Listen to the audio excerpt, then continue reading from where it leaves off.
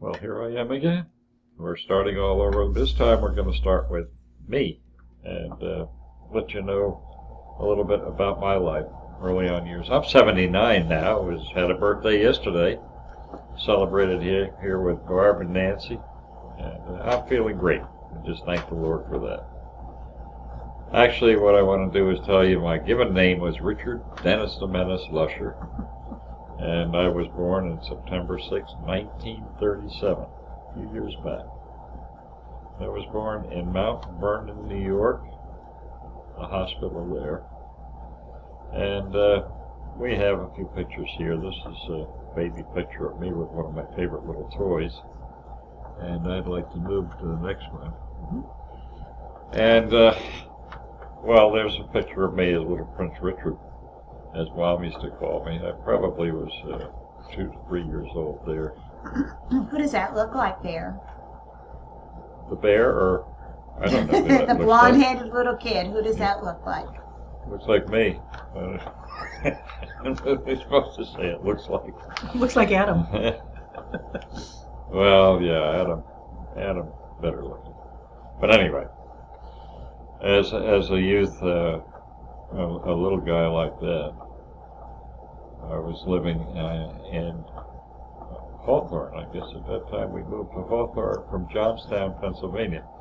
I did have an older brother. His name was Bradford, and he was born out in Johnstown. And he died as an infant a couple of weeks after he was born. And Aunt Emily and Uncle Willard lived in Hawthorne, New Jersey, and Dad apparently was told by Aunt Emily this would be a good place for you to come and set up your sewing machine business. So we moved there and lived in McKinley Ave. Rented a home in McKinley Ave. And I had a friend up the street, Doris Helmick, and a friend overhead in the stairs upstairs, Eleanor Schmidt. And we were friends as we went through into our grammar school time. And here's a picture of Mom and me and Sister Mary. Mary was a year and a half younger than me. And I think this might have been taken in Aunt Emily and Uncle Willard's garden. They had a beautiful rose garden, and they were really green thumb people. And they lived over on Parmley Ave, which was only a block away from where we lived on Diamond Bridge when we moved to Diamond Bridge Ave. Are you the oldest child? I am. I am the oldest. We have in this picture just me and Mary. I was probably 3 years old there. Mary was probably a year and a half, 2 years. Well, in this photo we have Mom and Dad, of course, and this is, I believe, over in Aunt Emily's yard, and it's myself and Mary and Fred is the baby here, and Albert and Bonnie, who come along later. They weren't born yet. Well, here we are into our war ration book. This was given out to anybody that lived in the area at the time. And you can see I've got my name on this, and I lived at 3 McKinley Ave. I was 6 years old. This is right before we moved to Diamond Bridge Ave. And I had my own little war ration book, and that the instructions are here, how to use it, and in the very bottom of this it says, be guided by the rule: if you don't need it, don't buy it. This was a very strict time during the Second World War that we had all these ration books. Dad had his own business, his sewing machine business, and he was able to go to the gas station and get X number of gallons of gas because he was a businessman and able to travel around. He wasn't as restricted as some of the others, but he didn't get a whole lot of gas. But he used these books to ration out, and let's say he needed 4 or 5 gallons of gas, he'd probably take 4 or 5 of these little stickers and hand them in and pay for the gas too.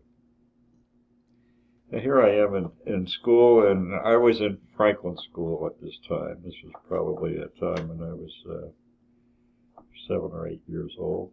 Mom used to dress me up, and we have a class picture. And Did you make any special friends when you were Well, in elementary school?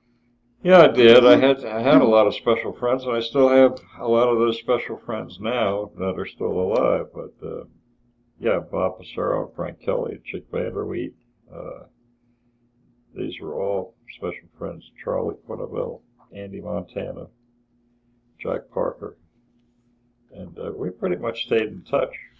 This was all Franklin School people. Franklin School is now a condo, and but we went right into high school together. We kept pretty close tabs of each other. We still talk to each other, still email each other. Those of us that are still living. Frank has passed away. Jack Parker has passed away, and we just the rest of us just keep talking to each other on emails. This was something that I guess this was second grade or the second grade area. Can you read it out loud? Yeah, I can read this. This is Richard's imagination seems to run away with him at times.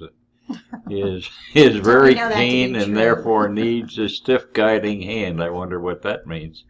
I got a lot of stiff guiding hands, I'll tell you that. Let's hope that he always enjoys life as thoroughly as he seems to at this age. And I do enjoy life. The Lord has been good to me, blessed me much more than I deserve. And here's another little edict here about May Richard has unusual initiative. We will attempt to develop this along the right lines. I wonder what that meant.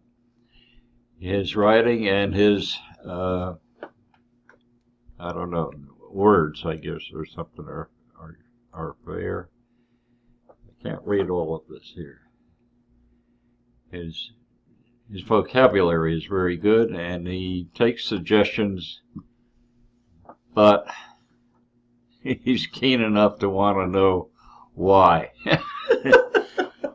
Barbara always says that I got all the questions in the world, but I am a great little narrator. Anyhow. Do you know if you attended church when you were little? Yeah, I did attend church. What We church went to did the you go Methodist church under Mr. Reverend Speaker, and I remember my Sunday school teacher was Mrs. Doyle. And, we were very good at that. Mom was a Sunday school teacher also in upper grades, and we went every Sunday to church. That was very Where was the important to church? us. It was on Lafayette Ave in Hawthorne. Now, here we go with the Soapbox Derby. This is a Mercury, and you can see I'm sitting in that enjoying it. I have number 42, and that's Fred in the background, and this is in our backyard at Diamond Bridge Ave. Dad and Uncle Carl built this, and the front of it's made out of a sewing machine treadle. So I would turn that, and the wheel on the sewing machine became the front gear to drive it. It was built masterfully and very heavy and very strong, and probably would have wiped out any other soapbox derby that it hit. Didn't go that fast, but I had a good time with it. We really enjoyed it.